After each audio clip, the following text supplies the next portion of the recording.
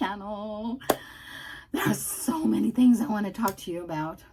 First things first, I'm in a different environment. Why am I in a different environment? Well, the sound quality wasn't that great. You were listening to the wind. You were listening to trains passing. You were listening to cars passing. You were listening to the cicadas or the chicharras. So, welcome to South Texas, right? But I wanted to take you into the culture of our students and know where they're coming from. The family, the tradition, everything that they adore, they know. That's first of all what they know. And so I thought I'd take you to different spots. And then this spot right now, look and listen to the, can you hear that? Right? It's quiet.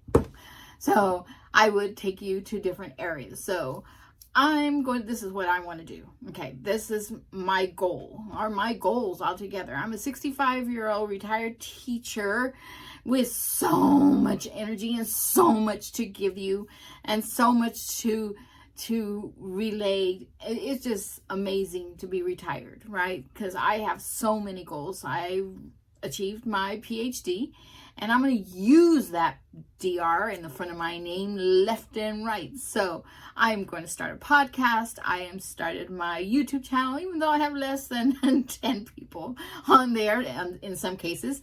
But it's going to grow.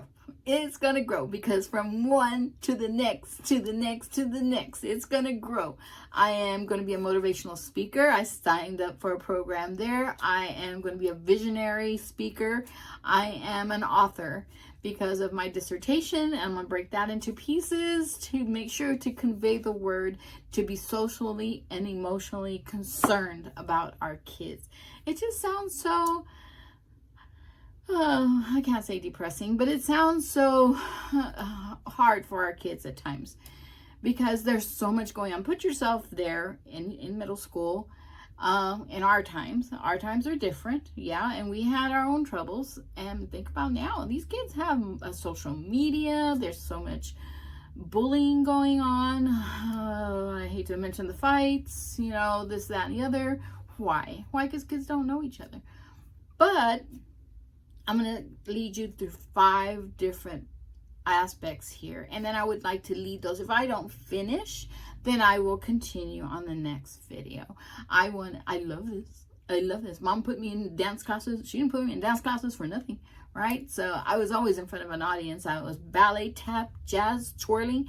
I was a majorette. Oh, that's another story. So what I'd love to do, let's start off with number 1 here. I talked to my daughter the other day. Yes, I did get to talk to my daughter the other day. And she said, Mom, what would you tell your younger self, as to what's going to happen in your life now that you know? I would say, oh my gosh, there's going to be so much, but there's ups and downs. There's good and bad in everything.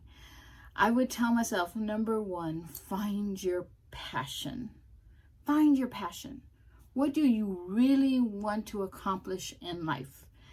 Wow, what do I really want to accomplish? Well, remember I told you that I had pretty sad teachers in my life. So when people ask me, do you remember your teachers? I always say no. But I do remember the bad ones that really made me feel like poop, So my purpose, my passion was to be a teacher. But when I went to college, I didn't get certified. And so I graduated with an undergrad degree in biology, no experience whatsoever. So I became an insurance clerk for 10 years until I finally went into a teacher certification program. Woohoo! Now a teacher. I passed by the school that told my parents that I'd never amount to anything, and I was hired on the spot. Yes, with no teaching experience whatsoever. So I was a 4th grade teacher from that point on, and I love those kids. I still talk to them to this day. I see you. I have some of them on Facebook as well. So they're very, very successful kids. I went on to public school. Now this is where the perseverance comes in. I would tell my younger self, number 2, don't give up. You found your passion and your purpose. Number 2, don't give up. So, to be a public school teacher, you got to be certified. You had to take a certification test. Oh, I don't like tests. I'm so glad we didn't have the toss, the tax, the star, anything like that. Woo, I'd still be there. Anyway, so, yeah, I had to take that certification test several times to the point that I was on my bed pounding, crying that God didn't want me to be a teacher until I finally, let me tell you this story. I left the Catholic school teaching so I could concentrate on my certification. And what happened? I got hired at an elementary school where the teacher was teaching the kids how to take a test. Thank you, God. He put me in that place to learn how to take a test. I thought, okay, well, she didn't want me doing anything. She really didn't want me in the room because I was a support teacher. And well, anyway, that's another story. Anyway, so I learned how to take a test. I went and took that next certification test and I passed it. Yay! I didn't fail because I didn't give up. Perseverance right there. Right? So then I thought, okay, that's in one topic. Let me take the others. Now that I know how to take a test, I took them. I passed them first time. Certified in everything but math. Not a math person.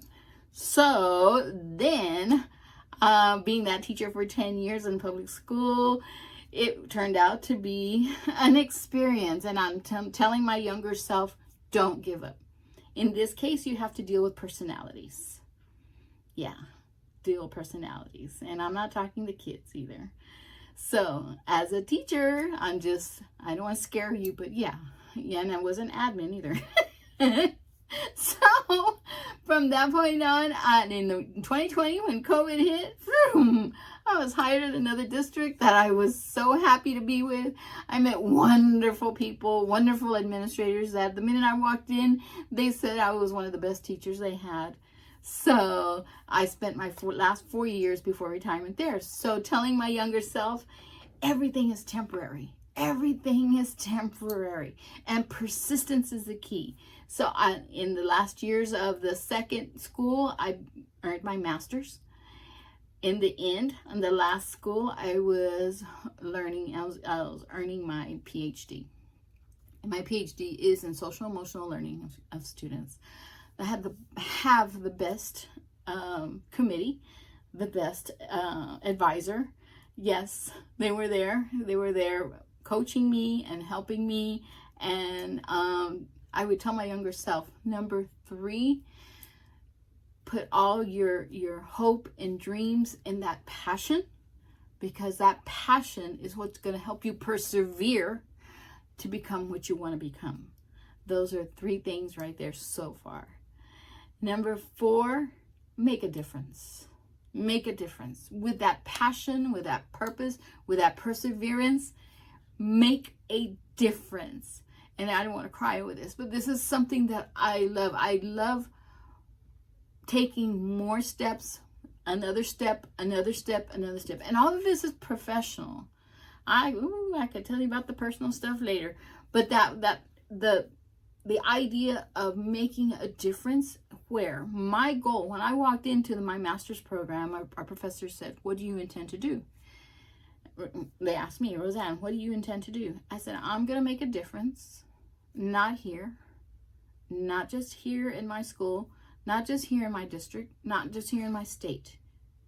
I'm going to make a difference internationally. I want to know how everything is done in other countries, so that I can bring it here to the United States and help our kids here. It is such a passion. So I would tell my younger self, find that purpose, find that passion, persevere, don't give up, make a difference. And number 5, you are amazing. Just like I'm here for you, I want you to take those 5 points right there, to understand why you are an educator the way you are, because I love it. I just love being here for you and helping you. So next time that we talk, before I go on, I'd like you to give me a thumbs up and to subscribe. Pass the word to other administrators, other educators. They're all part of my goal, just to make sure that I help everybody. Now, if you haven't figured out just exactly what I'm doing, I am taking it step by step by step. Those 5 things were personal for me, What are the 5 things for you? Put it in the comments. What are 5 things for you? If you were to talk to your younger self, what would you tell your younger self? Right? So next time that we meet, we're going to make a plan. We're going to make a plan to make sure that we reach those 5 points right there. You know why? Because I'm here for you. And because I admire you so much. Best of luck. Best of luck in the new year. And this is going to be hard for me because I'm already having dreams about walking into the classroom and I'm missing the kids. I can already see their faces and everything after 28 years.